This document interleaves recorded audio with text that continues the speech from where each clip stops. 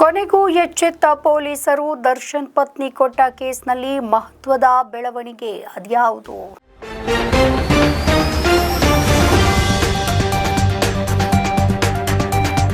ನಟ ದರ್ಶನ್ ಪತ್ನಿ ವಿಜಯಲಕ್ಷ್ಮಿ ಅವರಿಗೆ ಸಾಮಾಜಿಕ ಜಾಲತಾಣಗಳಲ್ಲಿ ನಿರಂತರವಾಗಿ ಅಶ್ಲೀಲ ಕಮೆಂಟ್ಗಳು ಹಾಗೆ ಅವಾಚ್ಯ ಸಂದೇಶಗಳು ಬಂದಿದ್ದ ಪ್ರಕರಣದಲ್ಲಿ ಸೈಬರ್ ಕ್ರೈಂ ಪೊಲೀಸರು ಕೊನೆಗೂ ಕೂಡ ಕಠಿಣ ಕ್ರಮವನ್ನ ಕೈಗೊಂಡಿದ್ದಾರೆ.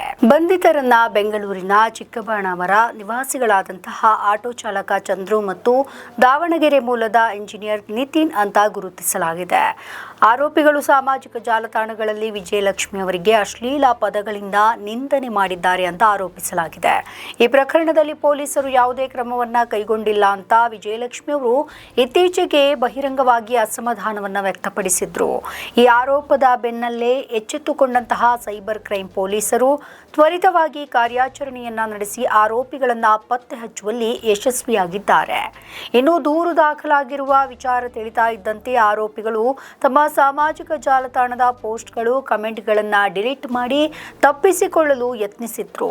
ಆದರೆ ಪೊಲೀಸರು ತಾಂತ್ರಿಕ ತನಿಖೆಯನ್ನು ನಡೆಸಿ IP ಅಡ್ರೆಸ್ ಮತ್ತು ಡಿಜಿಟಲ್ ಸಾಕ್ಷ್ಯಗಳ ಆಧಾರದಲ್ಲಿ ಆರೋಪಿಗಳ ಮೂಲವನ್ನ ಪತ್ತೆ ಹಚ್ಚಿದ್ದಾರೆ. ನಮ್ಮ ಈ ವಿಡಿಯೋ ನಿಮಗೆ ಇಷ್ಟ ಆದಲ್ಲಿ ಲೈಕ್ ಮಾಡಿ, ಶೇರ್ ಮಾಡಿ, ಕಮೆಂಟ್ ಮಾಡಿ ಮತ್ತೆ ಸಬ್ಸ್ಕ್ರೈಬ್ ಮಾಡಿ.